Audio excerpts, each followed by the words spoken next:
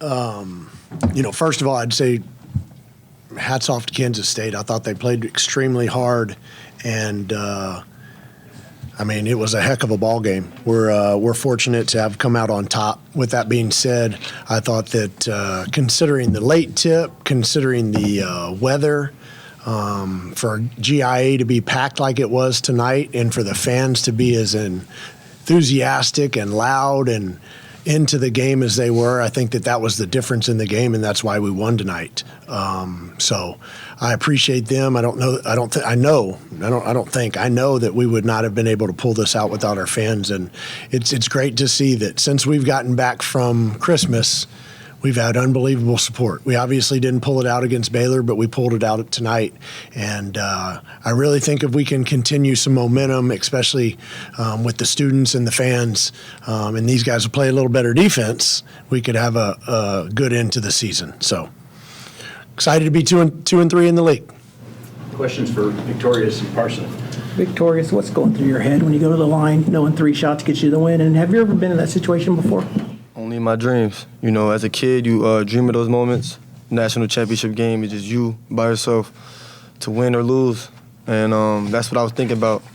And that's what I did. I didn't shoot well, but the lesser man would have folded, would have thought about the last plays of missing shots, stuff like that. But I know my team believed in me. Parsa was talking to me. Everybody was talking to me. It was just some free throws. Just made them. What's the feeling after the last one goes in? What's that feeling like? I felt good, but, man, people have been hitting buzzer beaters, all type of crazy stuff going on. I just didn't want that to happen today, not in the home court. For both the players, what was the celebration like after that? Coach got drenched, and congrats on his 100 win, right? 100. Yeah, 100. Parsa, what was it like just getting to celebrate this one tonight?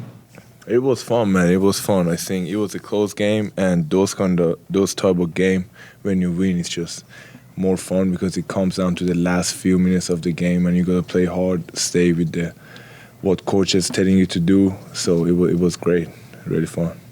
Parsa, you hit that second 3, then you dive on the floor, get that loose ball, and get the timeout. The crowd's going nuts. You're sort of enjoying that. Just sort of what's it like being in that moment? The crowd's yelling at you, you're yelling back at them. What's that like? Yeah, well, I know a lot of people love Oklahoma State, so when I play for Oklahoma State, I try to take pride, and I really care about my team, the fans. So if I see a loose ball, I'm gonna dive on it. I don't care what's gonna happen, and I know fans enjoy plays like that too, tough plays, and it was the right time, so I just tried to get them going so it would help the team out. Parsa, y'all had you had a couple, obviously, chances to win that game earlier before the free throws, the shots didn't go in. Can you just sort of talk about the team's resolve and not giving up and sort of hustling to get the rebounds and get those extra shots up? Yeah, I think we didn't shoot great as a team today, and I think your true personality reveals when you're not making shots because it's going to come down to playing hard and rebounding the ball, like do the dirty plays that most players don't want to do. And I think we did it as a team tonight, so I'm really proud of our team for not giving up and keep fighting the whole game. Vyctorius, when you saw their defender on you on that last corner 3, did you know he fouled you right away? Oh, for sure. His hands went down, and I watched a lot of NBA. So usually when his hand is down, if you're in the shooting motion, it's a foul. And I get it. Oh, no, I'm not going to say that. Vyctorius, can you back up a little bit just to when you get that shot off? Like, can you talk us through what's going through your head when you see that, y'all didn't make the shot before you see the ball coming? Kind of walk us through before that. I seen we ran the play. Nobody was open. I know I had Bashir was on me, so I had to create a little bit of space. I was going to shoot it, but I'm like, he was right there, so I just pump fake, got the foul, and I'm just like, it's go time now. Parsa, how have you seen Millie sort of progress throughout this year? This is one of his better games tonight. Yeah, I'm really proud of Millie. He's been working all summer, like our last few games, and he's trying to stay positive on and off the court when he's not playing, which I know is hard. But I'm really proud of him for staying basically through the process and keep working hard, and it's paying off now, so he should enjoy it, and I'm really proud of him. enjoy a 100th win? Do you try and just keep moving forward? What's that like? Yeah, I mean, you guys know me. I'm not much to lament about 100 wins. You know, I mean, I'm more concerned about being 2-3 in the league and not being 1-4 because you know, obviously you've watched the scores today. I mean, the league is so darn good. You know, there's going to be carnage along the way, and I'm happy that we're not putting ourselves really in a deep hole. You know, I think last year we started off 2-7 in the league, you know, and it was really hard to recover from that. So it's very important that we don't repeat that performance.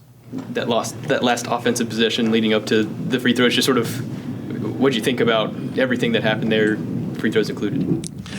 Yeah, I mean, at the end of the day, we executed the play the way we wanted to execute the play, and then we didn't take advantage of what I thought that we had. With that being said, you know, the ball gets shot, we run an out of bounds play, you know, the ball's loose on the floor, Parsa makes a play, and then VJ obviously just took advantage of, you know, the end of the game where people are just so cognizant of not trying to give up the three and lose, and you know, he did a good job with the shot fake, and the young man bid on it and fouled him. So a little bit of luck, let's just be honest, because there were several opportunities, I thought, in the last 2 minutes where we could have seized the game, and we did not do so. And they came down and made a big shot. Haggerty made a big shot, and you know, we didn't score off our initial action, but we were able to figure out a way to win the game, and that's all that matters. Vyctorius talked about not giving up a buzzer beater there at the very end. Both Coach Tank and Haggerty, after that timeout, thought that maybe with the foul discrepancy that you guys would have fouled there on that last shot to try to stop it. Was that a part of the plan, or? Well, so we did, you know, I'm not making excuses. We've not been in any close games thus far this year, unfortunately. And I think that especially on the last play defensively when we subbed Isaiah in, we did not execute what we were supposed to, number one. And then when they have the sideline out of bounds with today's new rules, it's really nerve-wracking to foul. If you can't be there on the catch and foul them, if they have any sort of upward motion with today's rules, you're going to go to the free throw line. So when we were in the full court, had they inbounded the ball in the front court, we were going to foul because we obviously had, 3 fouls to give. And then once they got it past half court and we didn't steal it, my thought process is let's not foul, let's just play it out. Can you talk a little bit about Anthony just accepting and adapting to that role, coming off the bench and still producing like he did tonight? Yeah, I thought Anthony was good. I thought he played hard. You know, he shot the ball well in the first half. He did not shoot the ball well in the second half, but I thought he made plays that helped us win the game, especially on the defensive end. And if I'm not mistaken, in the second half, Anthony Roy. Oh no, I thought he had a couple more rebounds. It was VJ that did the good job in the second half with the rebounding. But yeah, no, I thought he made some winning plays, and I thought he played some winning defense, and I thought he was a great teammate. And if he'll do those things, that'll help us win. Steve, are there benefits to having a close game, especially when it comes out in your favor and you get the win? Yeah, of course. Yeah, and we'll watch a lot of film, obviously, tomorrow because you got to turn around and play on Tuesday at TCU, which, you know, they're playing extremely well and they play extremely hard and they're physical and aggressive. So you can't kill them tomorrow. So we'll do a lot of mental work. And then we'll do a bunch of shooting, and we'll guard, and we'll do that as well. But yeah, we have to utilize film and tomorrow to shore up some things late game. Is that the biggest benefit of having a close game? Having film of guys in that situation they can review? Yeah, and then you'll go reenact some of it on the floor as well, so that they understand. And you know, us losing the timeout with the challenge, Parsa diving on the ball and calling the timeout really put us in a little bit of a bind because I'm usually pretty good about saving my timeouts. I'm sure that a lot of people say that I need to utilize my timeouts more and not save them.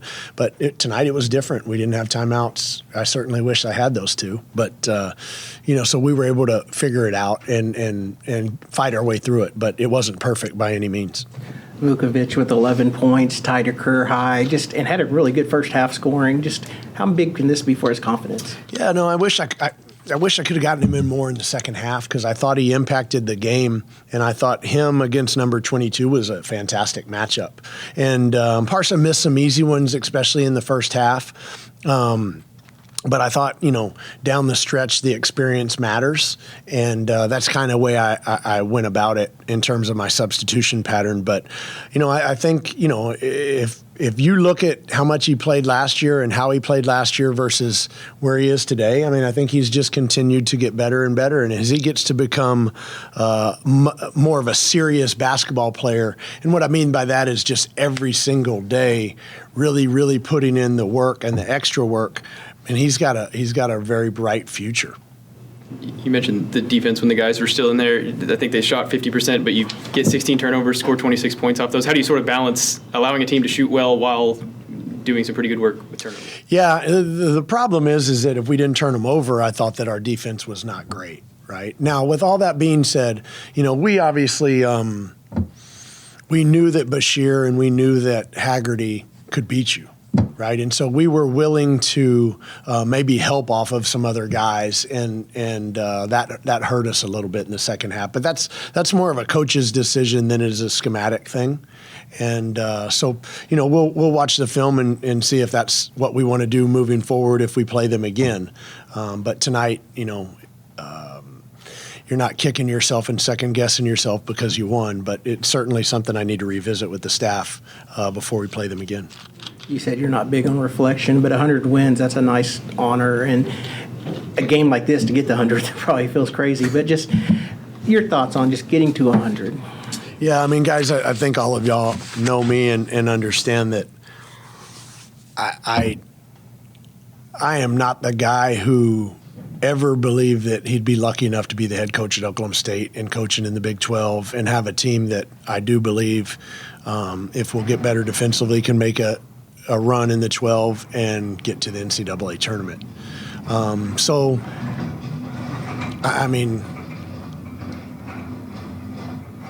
sure that I'll enjoy it, but it's not at the forefront of my mind. The only thing I'm concerned about is figuring out a way to beat TCU on Tuesday. And maybe that's a little shallow on my part, but that's kind of the way I'm wired. I'm going to go home and hopefully sleep a little bit, but I'll be back in the office before the sun's up and trying to figure out a way to win on Tuesday. But with that being said, you'll never forget this one and the way that we won it. So as I get older and retire and sit on a beach somewhere, I can think back about it. But tonight, it's probably not going to be the night. Steve, you mentioned, I think in your opening statement, you mentioned last year's start of Big 12 play and how grateful you were to just start off 2-3 in this conference. Is there, when you start off the way you started off last year, do you see that kind of put maybe extra pressure on guys when you get to that point, trying to turn things around when you start off 2-7? Yeah, not really, because these guys are all new. They weren't here last year. I meant last year, Steve. Did you see, when you're in that situation, does it put more pressure on those guys that this year's team doesn't have right now because y'all started off better? Yeah, I guess yes and no. I don't really compare years, 1 year to the next year. But you can't ever forget. You've got to obviously learn from the past and make sure that you don't repeat it. But I'll have to give that one a little more thought, but not really off the top of my head. Anything else for Coach Lutz? Yeah, Coach, rebounding-wise, I think Kansas State had, I believe it was 9 offensive rebounds in the first half, and then second half, I think they had 4. What were your overall thoughts about the rebounding in this game? Yeah, obviously the second chance points in the second half. I thought we did a good job offensive rebounding in the first half, but we didn't turn it into points. And the same thing happened to us the other night against Baylor. You get the rebound, you got to turn it into second chance points. And I thought in the second half, if I'm not mistaken, it was 11-6 in second chance points. We had, I don't have my glasses, 8 offensive, they had 4. That's a huge difference in the game. That and the free throw disparity, right? We got to the free throw line and we made our free throws. And I have a hard time telling you that we defended them without fouling, because at the end of the day, you allowed them to shoot 50+% from the floor. So your defense was not great in the second half. And that's obviously something that we've got to be better at. But we forced, turnovers in both halves, and that obviously gave us an advantage in terms of the possession battle. I think your two bigs had 10 offensive boards, 2 defensive boards. Is that just like a weird anomaly? That is a weird anomaly. Yeah. And to be honest with you, we've got to get more production rebounding wise from our guards. We just do. We've got, the first half I felt like our guards were leaking out trying to get going in transition. And obviously we've been trying to get going in transition as well. Because we haven't been scoring nearly well enough in transition. But we've got to make sure, especially when you're playing big athletic teams, that we secure the rebound before we get going on offense. And that's been something that we work on. I mean, guys, if you knew how much we worked on rebounding and then it translated into actually getting those rebounds, you would just be amazed. But we've got to figure out a way to do better with that. As mentioned, Kansas State had 15 made threes. Does that have to do with your players closing out kind of late, or rotations, or helping out too much, or what were your thoughts? Both. I mean, very similar to Baylor the other night. There's a difference between being there on the catch and making them miss and hoping they miss. And again, I thought probably 6 to 7 made threes. Like, we just weren't there with force, and we weren't there with enough defensive presence and like I said, force to make them miss. Now, again, there was a couple in the second half where there were guys that we were okay with them kind of making a three and trying to limit Bashir. In the second half, Bashir was 1 for 3. Haggerty did make 3 out of 5, but 2 of those were busted plays. One was out of a press, and the other was just a busted play. So we knew we had to limit those 2 guys. And to Kansas State's credit, like, they had some other guys step up and hit them. Again, that's a little bit more of, not to get into too much of our game plan, but that's a little bit more of game planning. But I don't know, Brian would be able to tell you more. Anytime we've given up double-digit threes, we have not fared very well. And that's probably why it was such a good game, and we're lucky to win. Because anytime you're giving up that many threes, you're gonna put yourself at a disadvantage.